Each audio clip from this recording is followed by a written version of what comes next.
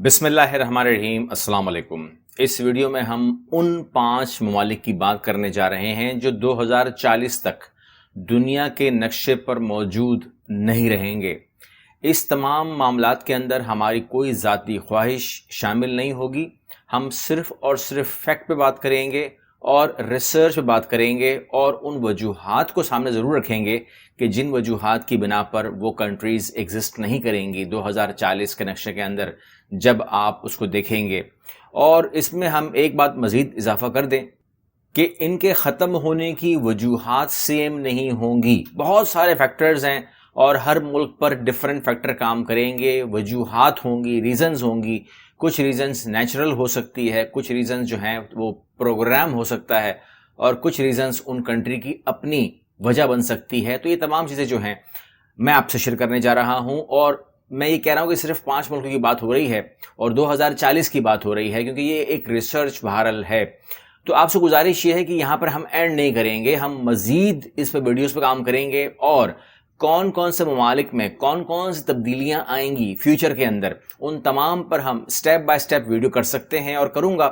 اس کو اگر آپ دیکھنا چاہتے ہیں تو آپ کو چینل کو سبسکرائب کرنا ہوگا تاکہ آپ وہ ویڈیوز بھی اس چینل کے اوپر دیکھ سکیں۔ سب سے پہلے جس کا نام میں آپ کے سامنے لینے جا رہا ہوں، تو گزارش یہ ہے کہ ویڈیو کو پورا دیکھیے گا تاکہ آپ ان 5 ممالک کو نہ کہ صرف جان سکیں ان کے بارے میں، بلکہ وجوہات جان سکیں اور کوئی ملک آپ مس نہ کریں۔ سب سے پہلے میں آپ کے ساتھ ذکر کروں گا، پہلا نام ہے ہمارا ایجپٹ کا، اور ایجپٹ کو ختم ہونے کی وجوہات جو ہیں وہ میں آپ کے سامنے پیش کر دوں۔ اس میں سب سے پہلی جو وجہ ہے وہاں پر ان امپلائمنٹ کی انتہا ہوگی، اور ان امپلائمنٹ کو اور بڑھایا جائے گا۔ سوئز کینال جس کا ذکر اب آپ نے بہت سن لیا ہے خبروں میں، جس کو ابھی بھی ریسنٹلی بند کر دیا گیا تھا اور ریئیکشن بھی دیکھا گیا تھا، اس کو ختم کر دیا جائے گا، اور اس کا آلٹرنیٹ راستہ جو ہے وہ اسرائیل کے راستے سے نکالا جائے گا۔ مطلب تمام کا تمام ٹریفک جو ہے وہ ڈائیورٹ کر دیا جائے گا، اس کے آمدن کے ذرائع روک دیے جائیں گے۔ اس کے علاوہ سوڈان جو ہے وہ اس کا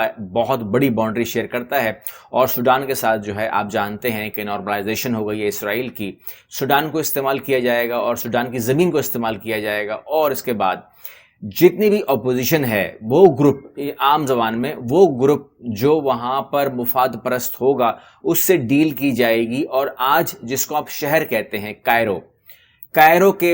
کے برابر زمین یا کائرو کو ہی دے دیا جائے گا، اور کائرو جو ہے وہاں پر ہوگا۔ اب اس وقت اس کا نام کائرو ہوگا یا کوئی اور نام ہوگا، اس کے بارے میں رپورٹ میں لکھا نہیں گیا، مگر بہرحال کائرو کے برابر زمین ضرور دی جائے گی ان لوگوں کو، اور وہاں پر جتنی بھی یعنی کہ جو ہیوی انویسٹمنٹ ہے وہ کی جائے گی، اور اتنا پیسہ ان کے پاس وہاں پہ ہوگا کہ وہ صورتحال وہاں پہ خوشحال ہوگی۔ جبکہ اس سے پہلے کے جو حالات ہیں اس کے اندر ہم کو ایون کے پورے، اگر ایجپٹ کی بات کریں تو ہمیں پانی ہی نظر نہیں آتا، تو پانی کی بہت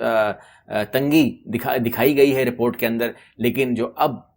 کائرو بن جائے گا تو اس کو بہت ہی ہائیلی ڈیولپڈ دکھایا گیا ہے، اور اس کو آپ ملک کہہ سکتے ہیں، ایک نیا ملک وجود میں آ جائے گا، اور جو آج اس کو آپ ایجپٹ کہہ رہے ہیں اس کو نقشے سے ختم کر دیا جائے گا، اکثر جو آپ جانتے ہیں کہ قبضہ ہو جائے گا۔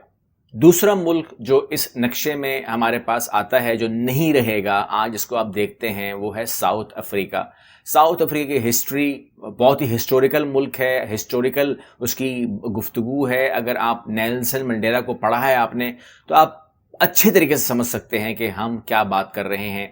وہاں پر جو گروپس ہیں، ایتھنک گروپس ہیں، اس کے علاوہ گورے کالے کا بڑا معاملہ ہے وہاں پر۔ اگر گورو کی بات کریں تو گورو کی تعداد زیادہ ہے، کالوں کی کم ہے، اور اگر آپ امیری غریبی کی بات کریں تو امیر جو ہیں وہ گورے ہیں اور جو کالے ہیں وہ غریب ہیں، اور جو وہاں پر کھیتی باڑی ہوتی ہے بہت بڑی کھیتی باڑی ہوتی ہے لیکن وہ کالے کرتے ہیں، اور جو ایکسپورٹ اور امپورٹ ہے وہ گورے کرتے ہیں۔ تو وہاں پر ایک صورتحال یہ تو ہے، ایک ڈویژن تو ہے۔ اگر آپ پورے افریقہ کی بات کریں گے یعنی کہ براعظم افریقہ کی بات کریں گے تو وہاں پر اکثریت کالوں کی ہوتی ہے، اور اکثر کالے جو ممالک ہیں وہاں پر کرپشن بھی اپنی انتہا کو پہنچی ہوئی ہے، اور وہاں پر غربت بھی اپنی انتہا کو پہنچی ہوئی ہے۔ وہ ایک الگ معاملہ ہے، وہ ایک الگ بحث ہے۔ ہاں، ساؤتھ افریقہ کی بات کرتے ہوئے آپ مجھ سے زمبابوے کا سوال ضرور دماغ میں آ رہا ہوگا کہ زمبابوے بھی افریقن کنٹری ہے، وہاں پر بھی گورے ہیں، تو وہاں پر حالات ایسے کیوں ہیں یا وہاں باقی تمام چیزیں کیا ہیں۔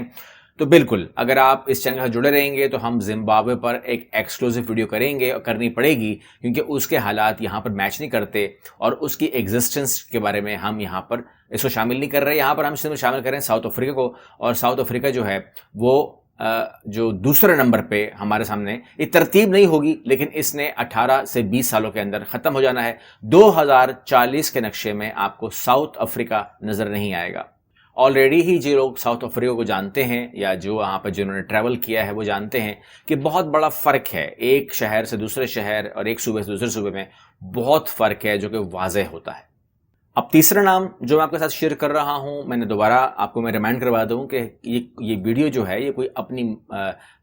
دل کی آواز نہیں ہوتی، یہ ریسرچ بیس ویڈیو ہے. تو اس لیے جو کچھ بھی ہمارے سامنے رپورٹ پہ آیا، ہماری ریسرچ میں آیا، ہمارے پہ یہ فرض ہو جاتا ہے کہ ہمیں وہ بات پسند آئے یا نہ آئے آپ کے سامنے بالکل بغیر لفظوں کی ہیر پھیر کیے آپ کے سامنے رکھ دی جائے اور آپ اس کو ریسرچ کر کے کنفرم کریں اور اپنی خیرات کا اظہار بھی کریں. ہو سکتا ہے کہ آپ کے پاس بہتر کوئی ریسرچ مل جائے. اس میں یہ ہے کہ سعودی عرب کا نام نمبر 3 پہ ہے ہمارے پاس، اور سعودی عرب ایک ساتھ نہیں بلکہ قسطوں میں ختم ہوتا نظر آئے گا. ایک بہت بڑا حصہ میں آپ کو دکھا دیتا ہوں جو کہ ایران کے قبضے میں چلا جائے گا. آج بھی وہاں پر انفلوئنس ایران رکھتا ہے. اور ایک اور موقع آئے گا جس کے اندر ایک ایریا جو ہے اس کے اوپر اسرائیل اپنا قبضہ جمانے کی بات کرے گا. لیکن اس سے پہلے ہم کو نظر یہ آتا ہے کہ ایک ایریا جو کہ مکہ اور مدینہ کا پورا ایریا اس میں شامل کر لیجئے، وہ ترکی کے انفلوئنس میں ہوگا اور ترکی کے پاس چلا جائے گا. اس ٹائم یہ ماحول ہوگا کہ ترکی کو بہت بڑی میجورٹی کے ساتھ وہاں پر ایک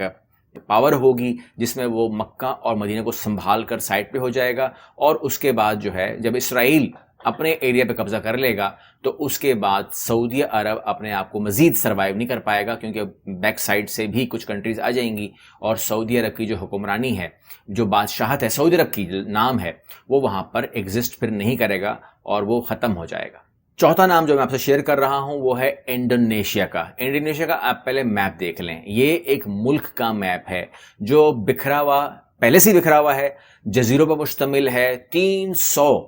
مختلف زبانیں بولی جاتی ہیں اور 300 ہی وہاں پر سوچے آباد ہیں. وہاں پر حالات، اور اس کے اوپر میں پہلے بات کر چکا ہوں،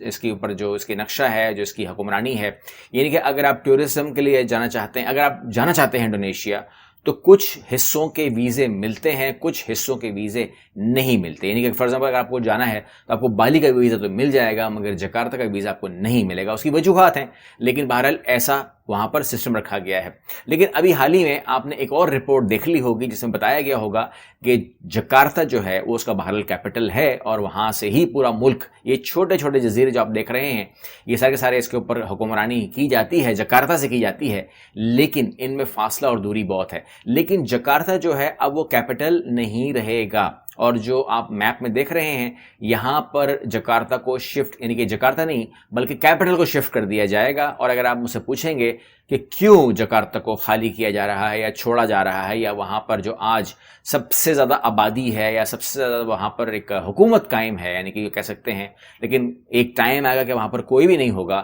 تو اس کی جو مین وجہ ہوگی وہ یہ کہ جکارتا ہی ختم ہو جائے گا اور آنے والے وقت میں جکارتا جو ہے وہ سمندر کے اندر چلا جائے گا اور وہاں پر جکارتا نہیں رہے گا. اور اس کے بعد اب اس پروسیس میں کتنا ٹائم لگتا ہے، یہ تمام چیزیں کیسے ہوتی ہیں، لیکن آنے والے وقت میں رپورٹ میں بتایا جا رہا ہے کہ کچھ اس قسم کے واقعات کے بعد ہی یہ تمام جزیرے جو ہیں یہ اپنی حکمرانی سنبھالنے کی بات کریں گے. آزادی کی تحریکیں وہاں پر بے تحاشا ہیں، وہاں پر مذہب کے معاملات بے تحاشا ہیں، اور ان تمام ملکوں جو بکھرا ہوا نقشہ ہے یہ آپ کو اپنے حصے میں حکمرانی کرتے ہوئے لوگ نظر آئیں گے.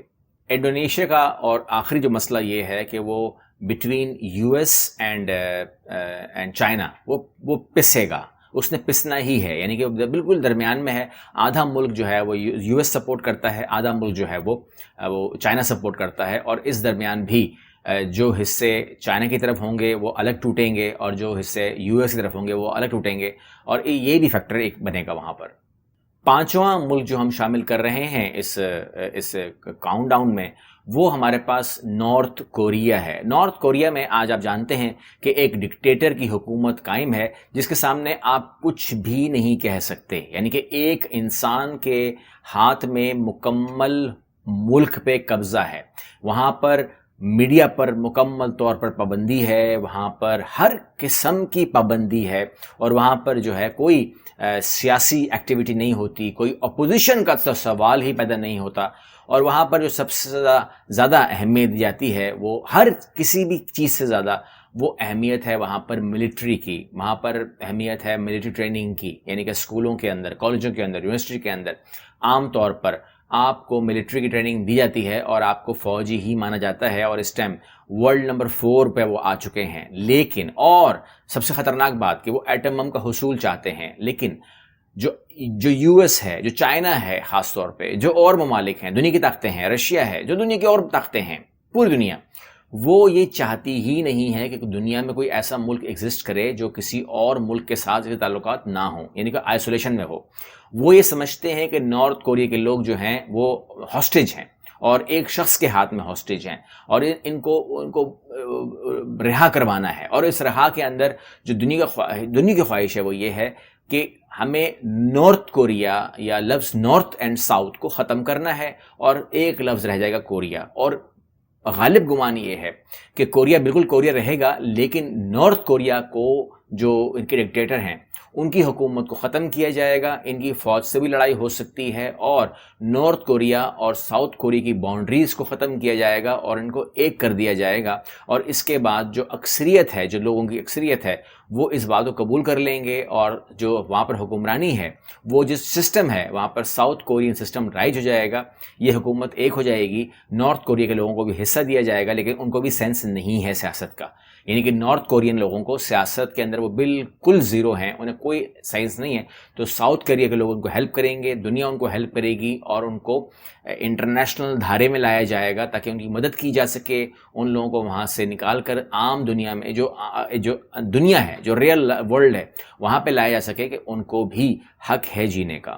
یہ تمام باتیں جیسے میں نے کہا کو ریسرچ بیس ہیں، آپ کا اس کے بارے میں جو بھی اختلاف ہو یا جو بھی آپ اس کے اندر رائے رکھتے ہیں، اپنی رائے کا اظہار ضرور کیجئے۔ اس حوالے سے اگر کسی اور ملک کی آپ بات کریں گے تو میں اس بھی شامل کر سکتا ہوں، خاص طور پہ اگر آپ سوال کریں گے کہ ترکی 2023 کے اندر اگر اپنی 40 ممالک ڈیمانڈ کرے گا واپس، تو کیا وہ اپنے 40 ملک ڈیمانڈ کر سکتا ہے، یا وہ ایسا نہیں کرنے گا، بلکہ وہ اپنی سلطنت عثمانی کی بات ہی نہیں کرے گا، بلکہ صرف معاہدہ لوزان کو ختم کر کے خاموش ہو جائے گا؟ آپ اس بارے میں کیا کہتے ہیں؟ ضرور اپنی رائے کا اظہار کیجیے۔ اللہ حافظ۔